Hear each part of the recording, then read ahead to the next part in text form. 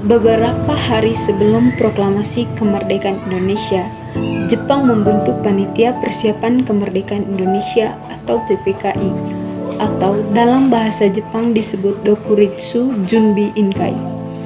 Badan ini resmi didirikan pada 7 Agustus 1945 sebagai tindak lanjut dari pembubaran Badan Penyelidik Usaha-Usaha Persiapan Kemerdekaan Indonesia atau BPUPKI. BPUPKI dianggap telah menyelesaikan tugasnya dalam perumusan dasar negara dan rancangan Undang-Undang Dasar bagi Indonesia Merdeka.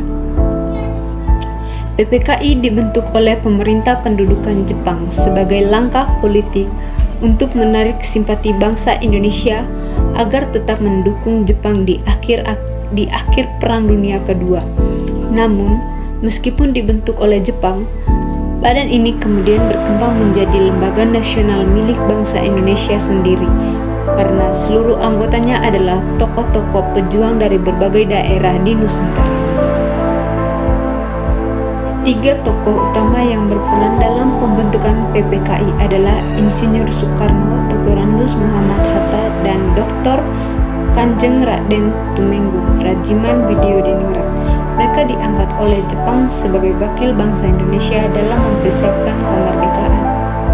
Soekarno ditunjuk sebagai ketua PPKI, Muhammad Hatta sebagai wakil ketua, dan Mr. Ahmad Subarjo sebagai penasihat.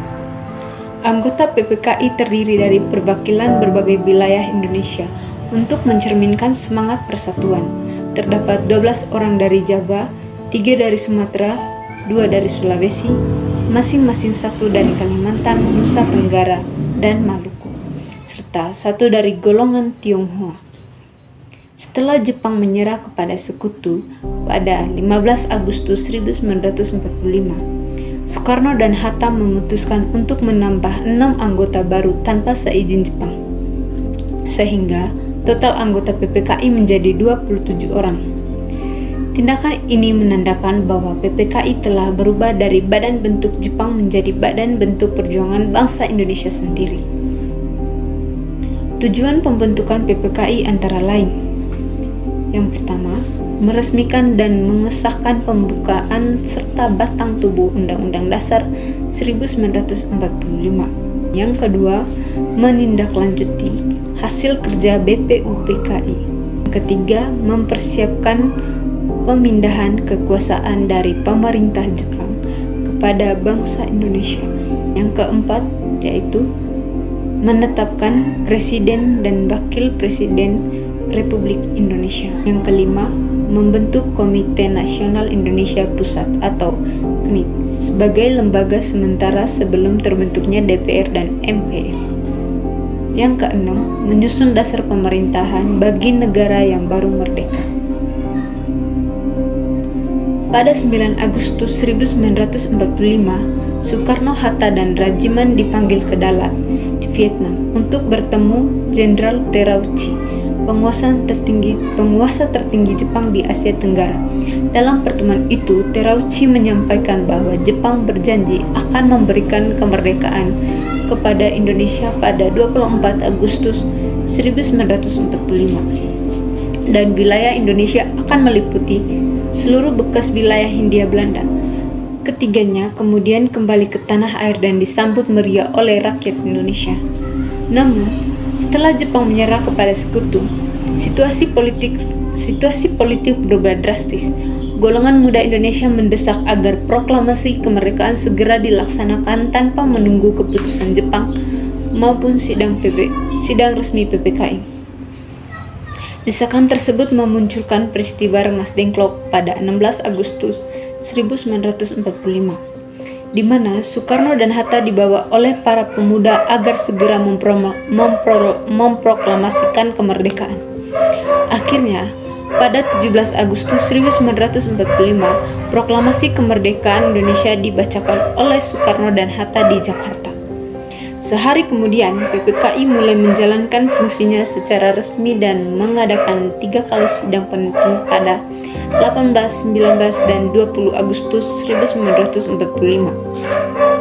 Isi keputusan sidang-sidang PPKI antara lain: Sidang pertama, yaitu 18 Agustus 1945, mengesahkan Undang-Undang Dasar 1945, menetapkan Insinyur Soekarno sebagai Presiden dan Dr. Andes Muhammad Hatta sebagai Wakil Presiden.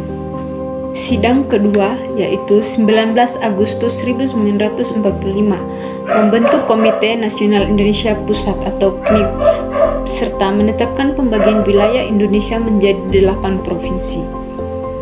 Sidang ketiga, 20 Agustus 1945, membahas pembentukan kementerian dan lembaga-lembaga negara lainnya.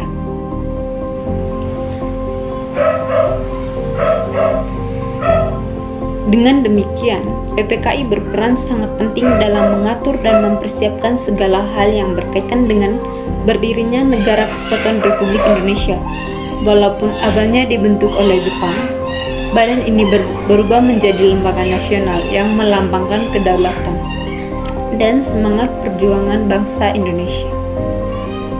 Keberadaan PPKI menandai transisi dari masa penjajahan menuju pemerintahan sendiri. Melalui PPKI, bangsa Indonesia berhasil mewujudkan cita-cita kemerdekaan yang telah lama diperjuangkan oleh para pahlawan. Pemerintah Jepang memang berhasil membentuk lembaga-lembaga administratif, tetapi mereka gagal menguasai semangat nasionalisme rakyat Indonesia. Justru lewat PPKI inilah bangsa Indonesia membuktikan kemampuan dan tekadnya untuk berdiri sebagai negara yang merdeka dan berdaulat.